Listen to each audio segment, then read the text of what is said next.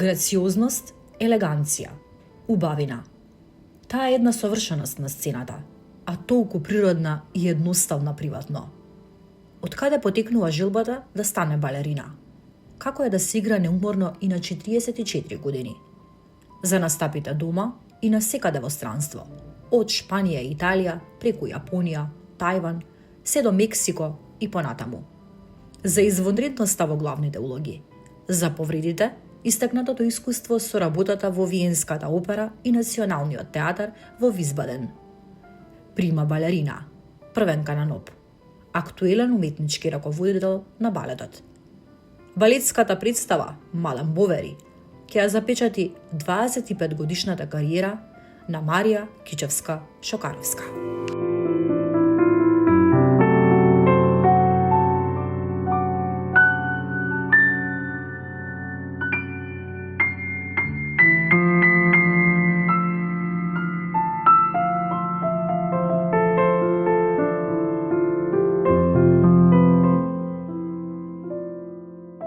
Со оглед на тоа што не потекнувате од балетска фамилија, природно ми доаѓа првото прашање да биде од каде поривот за балетот, кога вие првпат се соочивте со балет и од каде посакавте да станете балерина? Па вака, првиот мој допир со балетот беше на телевизија. Значи, многу добро го памтам тој момент како сидам како малечко девојче пред телевизорот дома во дневната соба и почнува балет. Јас просто се заљубив. Не можам да заборавам балерината што беше со една бледо жолта хаљина долга. Мислам, тоа просто ме магепса. Од тогаш почнав на моите родители да им зборам за балет и нормално како секое мало девојче, они не ме сваќаа сериозно. Но тоа траеше многу долго време, мојата упорност, мислам дека година дена, додека не ме запиша во Пионирскиот дом Карпаш. Кога ме запиша, таму наставничката што беше, им кажа дека сум многу талентирана и не треба да останам во Пионерски дом Карпаш, дека им го посочи Илија Николовски Луј школото, да ме запиша таму, но моите тоа не го сватија исто така толку сериозно и ме отпиша многу брзо. Јас повторно уште година и нешто ги молев. И на крај се откажа, на мојата 10 годишна возраст ме запишаа во Илија Николовски Луј и тоа беше тоа. Мислам, не можеа веќе да ме отпишат и балетот стана мојот свет. Не знам, јас просто сум заљубена, го сакам стварно многу.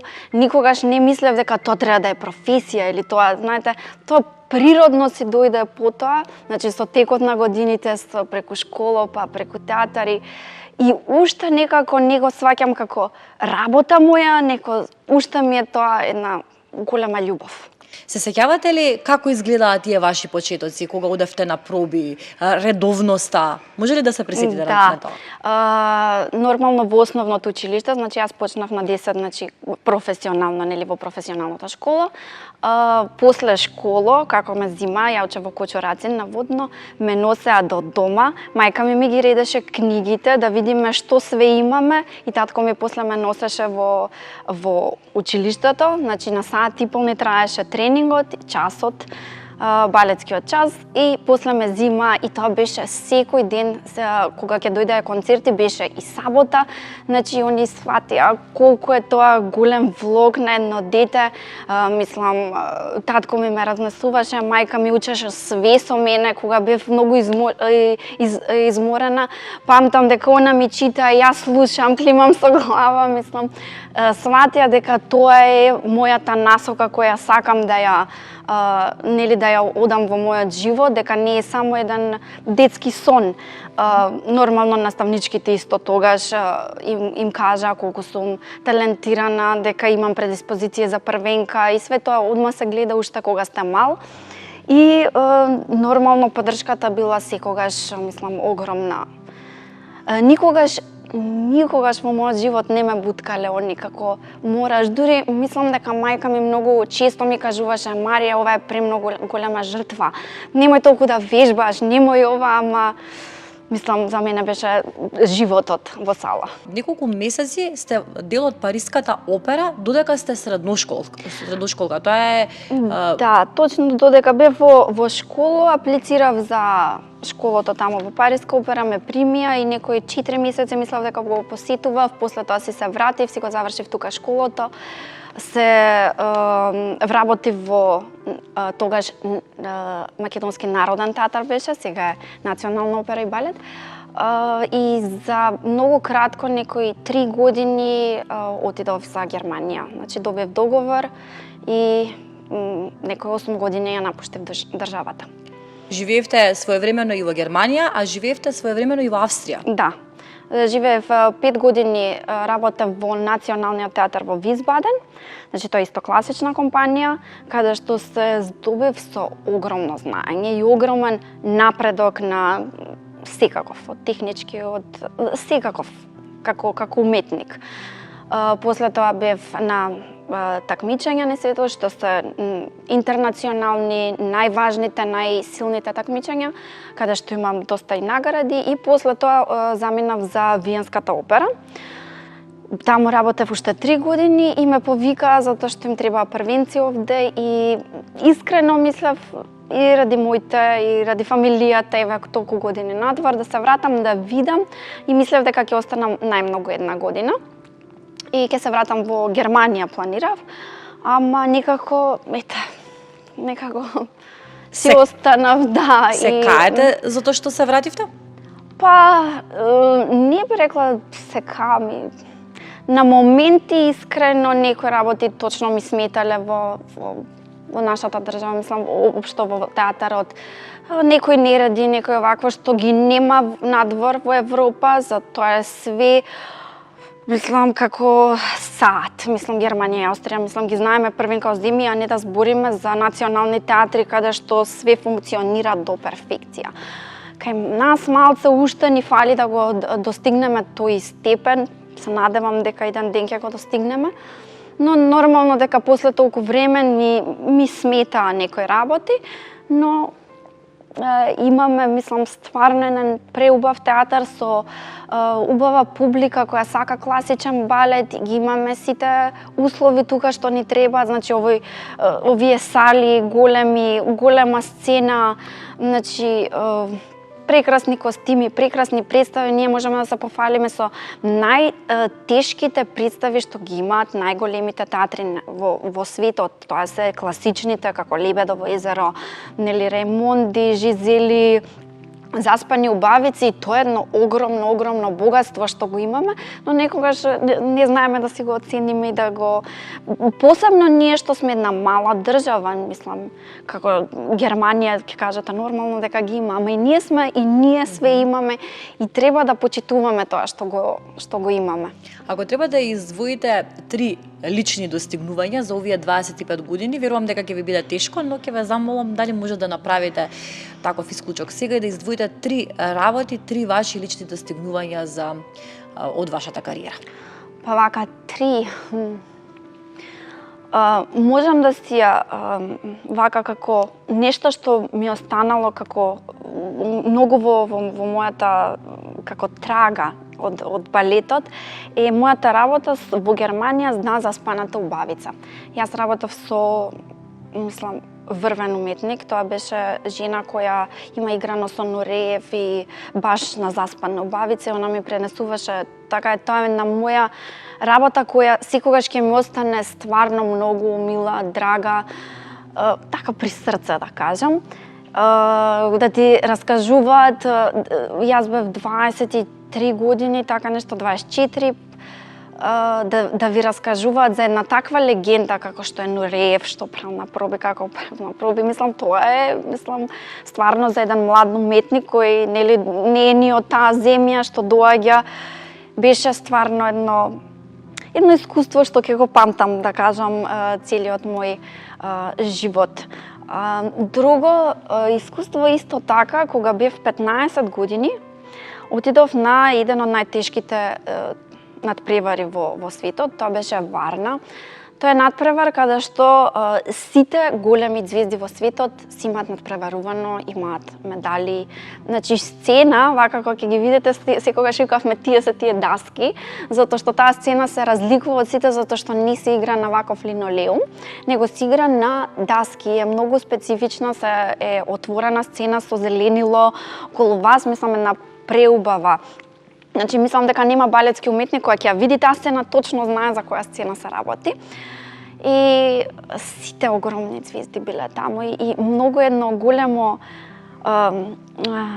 чувство кога ќе застанете и знаете дека таква историја има позади себе таа сцена, мислам, е првото интернационално такмичење, значи кое во светот и представуваше, за жал престана, не знам зашто и како, но веќе не постои неколку години, а постоеше со децении и децении. И кога бев на 15 години, ете со други го видов тоа, јас бев воодушевена. Мислам, тоа беше еден свет, за прв пат го гледате тој свет, сите со пачките доаѓаат, значи од сегде на аеродромите ги гледате сите балетски играчи. Значи едно чувство и уште ги памтам тие слики и како се надпреваруваат, затоа што јас нормално не поминав во вториот круг, останав во првиот круг и сите ние. И тогаш ми беше на желба, вака стојам и викам, јас овде ќе имам награда. Значи морам да имам медаја во. И тоа ми беше еден детски сон кој си го имав никако зацртано во мојата свест, што не го кажав нагласно, но ете така сум си го помислила и на 25 години веќе работев во Германија, можам да кажам 24, бев веќе изградена како уметник и се пријавив, отидов и одев за, нормално не одев за да се прошетам, не одев да го видам светот, него одев точно знаев зашто одам и за медаја. Многу е тешко, затоа што кога доаѓате од помала земја, секаде има врски. Доаѓате сам, без никој, без ништо, значи и дури ми вика сите, ти си спремна се, ако ти дадоа, затоа што таму обично и без врски многу тешко даваат медаји. Други моменти нормално имам во Виенска опера која играв Орава Кршачка, ете си го памтам, тој вака да искочите на таа сцена да играте прва улога. Имате посебни гардероби ви даваат, посебни луѓе за околу вас, што трчаат околу вас. Мислам, тоа е на едно многу високо ниво, еден таков театар и така го памтам стравот, искрено да ви кажам, вака стојам еден страва, вака таа трема пред да искочите. Но тоа се моменти нормално што се пропратни со нашата професија, што мора да ги поминете. Тремата е дел од нашата, како да кажам, не секојдневие, но месечно што нешто морате да го поминете кога искачате. Ние месечно обавезно искачаме по еднаш бар на сцена, јас во една голема улога и мислам дека тремата е нешто што не поминува, иако многу мислат дека јас немам трема, тоа е многу грешно, јас стварно имам трема кога се многу тешки представи, кога имате огромна задача. Тремата не е иста на сите представи, во зависност од улогата, но ете посебно на такви моменти да е и си викам, абе не ми треба ова, не ми треба, ама го одите и го правите пак со љубов. Исто така Лебедово езеро морам да го спомнам со Тања Вусич што го работев повдека во нашиот театар. Исто една улога што ми остана како омилена улога во мојата кариера. Нешто што уште на 44 години ја играм, што е многу ретко за балерини, за првенки. Така да и тоа е една моја прекрасен период каде што го спремав, мислам, и ми остана исто така како љубов за до крај. И кога ќе ме прашаш што е омилено, секогаш кажувам сепак Лебедово езеро. Од страната на гледалиштето, ние, публиката, ја гледаме балетската представа како една магија, како една бајка. Но зад кулисите постојат и потешкоти и балетот е поврзани со многу повреди, со многу предизвици за вас балерините. Сте се соочувале ли вие со некакви сериозни повреди? Имам една поголема повреда во целата моја кариера, што е одлично, мислам да кажам, една, и тоа е на мои 40 години. Коленото ми излезе, имавме многу лоша сцена која моментално е сменета и јас многу долги години играв на таа сцена која имаше многу дупки. И тоа си го зима данокот. Една дупка, втора дупка, трета дупка и мене веќе ми беше коленото повредено и имав некои вртешки многу во центар на стената. Таму се беа најголемите дупки. И како вртев една, втора, трета, мислам колку и да 32 се треба да ги издржите и на малце повредено коленото ми излезе, односно повредив од лигаменти до чашка, до све. И тоа ми беше првата сериозна повреда. Повредата се случи на представа или на проба? На проба. На проба. И си го погледнав и во моментот гледам дека ногата ми е искривена. Тоа беше еден шок. И сите ми вика добро и јас се викав добро. 40 години имам. И да не продолжам, ти е таква трагедија. Ама тоа како и да го кажував, јас тоа не го прифаќав. Мислам, го кажуваш само колку да си се заштитиш емотивно некако, но не беше реалноста за мојата глава, тоа мислам не го прифаќаше дека до тука и јас повеќе нема да заиграм. Беше тешко, мислам, пробував 2-3 представи, но не идеше и знам дека имавме премиера Жизела. И дојде од Хрватска жената што ја поставуваше, бев во подала за премиера и она доаѓа, многу сакаше да работи со мене, јас со неа, и она доаѓа и ми ја гледа ногата и вика Марија, ова не е за играње. Викам, знам, ама јас ке играм. Вика, Марија, како ке играш ова? Мислам, мене Жизела не е во пачка е се фустанчињата балетски што ги имаме, Жизела е во фустан до тука и коленото директно не ми се гледаше. Мислам, се гледа кога фустанот се дига. Нормално не можеш јас не можев да газам на ногата и она ми вика, не си ја прави оваа траума додатна. И ја кажав, не, јас сум одлучена да играм, кога ќе ја завршам оваа представа, ќе направам пауза. За прв пат во мојот живот ќе направам пауза и ќе чекам додека не ми се врати ногата во нормала. И она ми века, со среќа, века, ова не знам која волја е, која желба е. Јас ја изиграв премиерата со таква нога искривена. И после тоа направив пауза неколку пати во тие 6 месеци, што не беше огромна пауза за таква повреда. Доаѓав, ќе застанам на моето место што е тука. Не можам воопште во ниво прва, ниво пета позиција, што не се обични позиции. Значи ногата не сака, ќе си отидам дома, ќе почекам месец дена, пак ќе дојдам. Пак не сака, тоа не може, мислам, коленото не може да заздрави толку. После повредата 6 месеци ми треба за да се вратам на сцена, значи доста често доаѓав, пробував, но видов дека ногата не може, па ќе направам месец дена и така застанав да играм после 6 месеци. Коленото уште не ми беше скроз вратено, но упорноста моја беше поголема од повредата некако, како да кажам. И реков дека нема да престанам и дека ќе идам низ болка, низ све, не дека ќе го поминам јас тој, дека јас можам да го поминам и мислам дека таа упорност и желба и ми дозволи да продолжам уште многу години мојата кариера. Може би ќе се согласите со мене кога зборуваме за балетот, секогаш акцентот е нормално на физичката активност, на физичката снага која што ја давате на сцената, но имам впечаток како да се занемарува моментот на глумата која што има голем процент и важност во една балетска представа. Од каде вие учевте за глумата затоа што сте совршена во тој поглед? Благодарам. Вака глумата се учи во текот на спремањето на представа. Значи, педагогот секогаш негова задача е да ви ја објасни убаво представата. Вие почнувате од почеток и така секоја сцена ви се објаснува точно како ви оди действието, нели, од среќа, еве да земам како Мадам Бовари.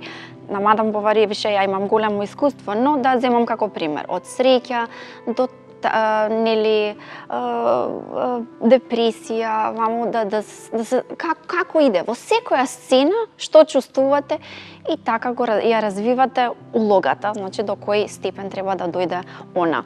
Нормално тука и талентот за глума, нешто што мислам дека се раѓате со тоа. Имате одиграно повеќе од 100 представи, од нив преку 20 ви се во главната улога. Споменувате во едно интервју дека Лебедово езеро ви е омилена представа, но имате ли представа, имате ли улога која што не сте ја одиграле, а ваша голема желба? Да, имам неисполната желба ми остана Роме и Јулија, односно Јулија и Бајадера. За жал нашата сцена ја нема Бајадера, а Роме и Јулија ќе се поставува следната сезона, така да доколку уште играм, дека и таа една ќе ми се исполни како желба, значи негде ноември, декември, точно сега за една година ќе имаме премиерата за Роме и Јулија. Во една прилика, во едно интервју, велите дека не внимавате на исхраната и не само што не внимавате, туку дека многу сакате да јадете сладки. Да.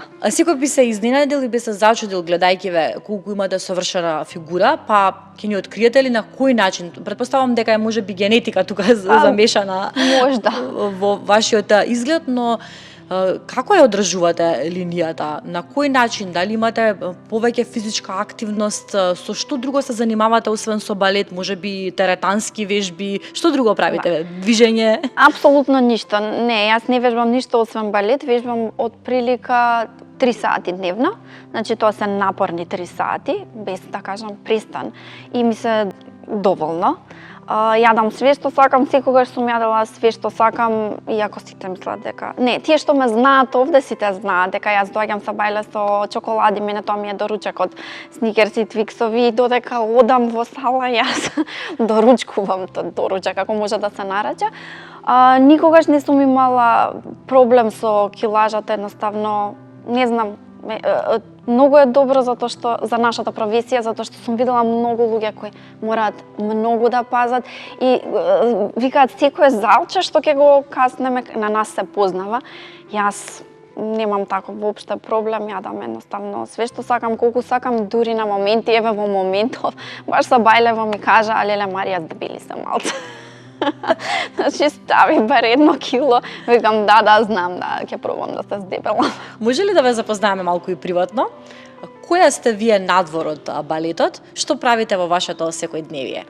Па вака, јас сум доста зафатена, значи ние 6 дена во неделата сме овде, значи имаме секој ден освен недела не е слободен, недела го поминувам дома за да се одмориш, како нормални обврски сите што ги имаме. Кога имам време, искачам нормално да ги видам другарките.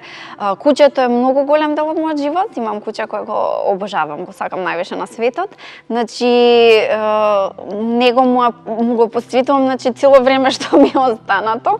Мајка ми го чува додека сум на работа, после јас си го зимам и си го чувам. Нормално фамилијата, нели, сопругот, мајка ми, сестра ми, значи ние сме многу блиски. Гледам да одиме со сестра ми доста често да играме карти со мајка ми, си седиме, си играме, другарките да ги видам, нели, многу повеќе во домашни услови отколку надвор, затоа што оваа професија стварно ви ја зима силата. Значи вие сте истоштени и уморни и немате многу како што сите искачаат, мислам никогаш сум немала многу време за тоа. И тоа е таа една жртва што јас едноставно ја прифаќам како таква и не ми смета воопшто. Зошто ја одбравте Мадам Бавери за одбележување или кронисување на вашиот јубилеј 25 години кариера?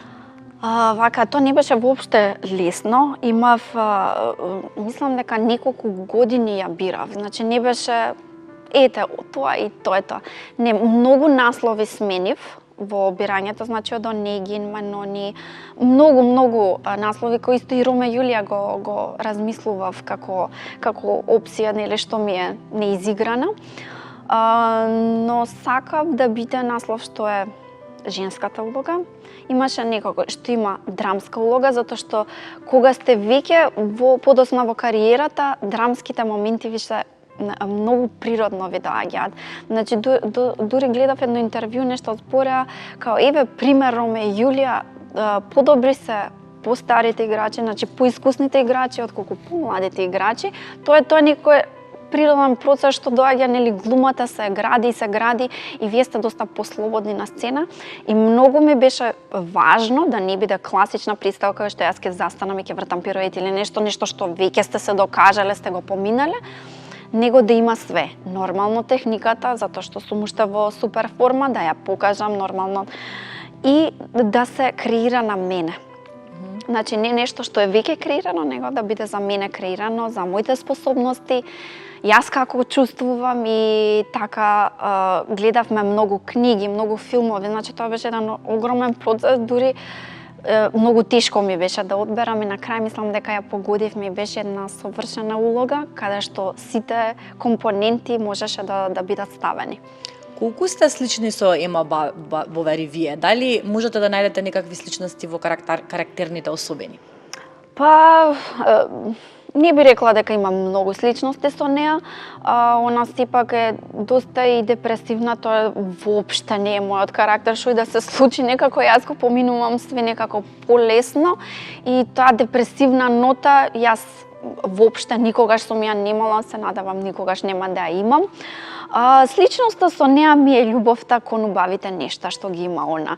Значи, кон убав стан да има, нели, каде што живее и незината љубов кон изгледот незин, фустаните незини, облеката, таа обсесија незина да изгледа секогаш, нели, средено. Ние сега можеме тоа све да си го прилуштиме многу лесно, но незината вакво назима огромни кредити за сите тие фустани, за тоа све. Значи, тука можам да кажам дека имаме една сличност за таа естетска убавина. Сега, откако ја гледате финалната верзија и откако веќе представата се одигра неколку пати, имате ли оценка, дали сте задоволни како изгледа крајниот резултат, со оглед на тоа што имавме можност ексклузивно да видиме како изгледаат пробите, колку се всушност тешки чекорите кои што ги имате во оваа представа. Задоволни ли сте вие како излезе? Апсолутно. Значи, сите беа воодушевени од представата, се направи една огромна представа. Значи, не беше балетче, тоа беше огромен балет од 2 чина, класичен балет, каде што со прекрасна сценографија и значи сите како што се Лебедово езеро, Заспани и сите така се направи на нашата сцена на голем балет, што е, нели, и придобивка за нашиот театар, представа која може да трае многу години. Ние имавме 2 изведби, само премиерната и репризната. Сега на 18 и 21 ги имаме другите 2 представи. Се надевам дека балетот ќе живее уште многу долги години на нашата сцена. Мислам дека е нешто што, иако не е толку може звучно како Лебедово езеро, дека стварно е прекрасно за гледање. Мислам и музиката е одбрана од кореографот, мислам сите делови беа одбрани точно за во кој сегмент од представата, за емоциите, какви треба да бидат, што треба да каже. И има еден дел, морам да кажам, каде што е само пијано.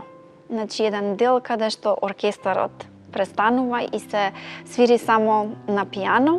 Пијаното е, клавирот е на сцена ставен, имаме пијанист, тоа е крајот на први чин и мислам дека е умилен дел на сите што ја гледаа представата. Последното прашање ми е, бидејќи сте актуелен уметнички раководител на балетот, дали сте задоволни од публиката, од посетеноста на представите и што вие ќе направите додека сте на раководната функција? Па вака, ние за класичните балети имаме одлична публика. Значи, нашиот народ сака класичен балет. За модерните балети немаме доволно публика. Тоа е, ете така, еден, како да кажам, мал проблем, но се надевам со тек на време и тоа ќе се смени. Видете, и јас сум љубител на класичните балети. Не можам никога да кажам дојдете на ова, не на ова или го препорачувам, јас топло ги препорачувам сите представи. Но класиката и ние за тоа се држиме повеќе за класиката, затоа што нашата публика тоа го сака и го бара. Како раководител, јас не сум долго раководител, веќе месеци се во прашање. Нормално како што имам високо барање од себе, значи сакам да бидам како што треба, значи секогаш сум се трудела многу, сум вежбала многу, така сакам да го кренеме и малце балетот, да биде и на повисоко ниво. Мислам, балетот е добар, не можам да кажам, добри се, имаме многу играчи што многу се трудат, што работат многу и млади и сега и што ни доаѓаат генерации и нормално да ги задржиме сите тие генерации што доаѓаат, а ни се квалитетни, да останат овде, да не одат надвор и така да нели имаме еден преубав балет, не само оваа институција да имаме преубава сцена и вакво, него и тоа што го имаме. Ви благодарам многу. Благодарам и на вас.